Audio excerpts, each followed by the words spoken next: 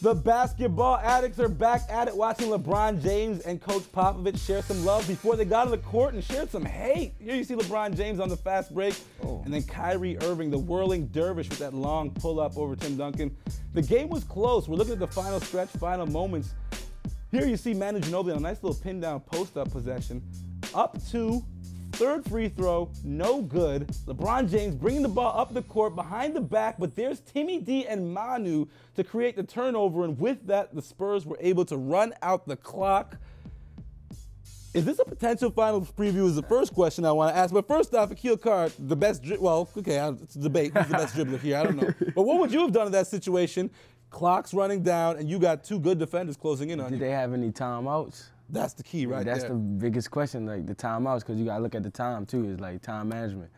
Like you can't just get the ball and think you're going to go full court. Well, they were without timeout, so that split was necessary then. I mean, if he knew it was no timeout, you got to go straight to the basket. Like no cutting across the court. Like you got to get in front of them. Yeah. You got to show your speed off.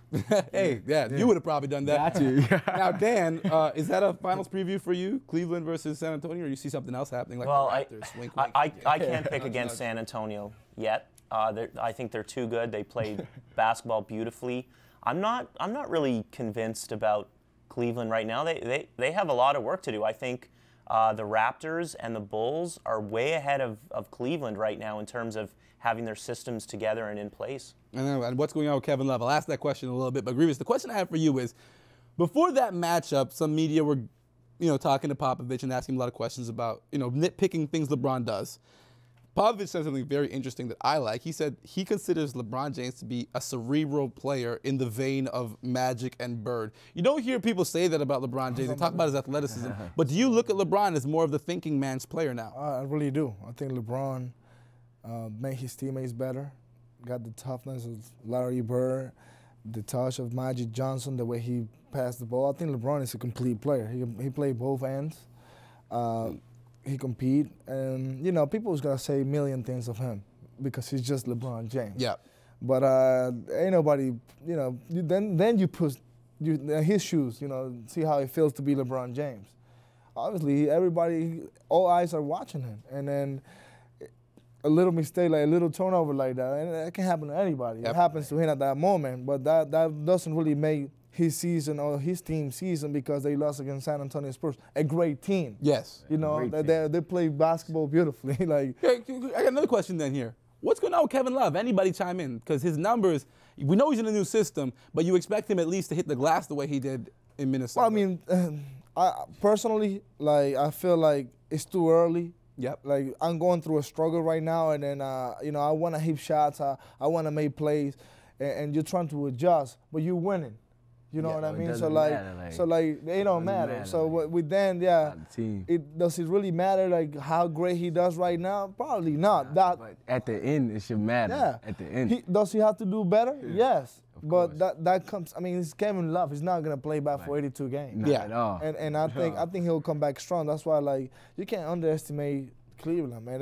They got a good team. Okay, so we still have one more game to get into. The Milwaukee Bucks, of course, return to Brooklyn. And I say return because Jason Kidd was the head coach in Brooklyn. The game went down to the wire, and the final moments were very interesting. And we talked about this. Brandon Knight blew a layup.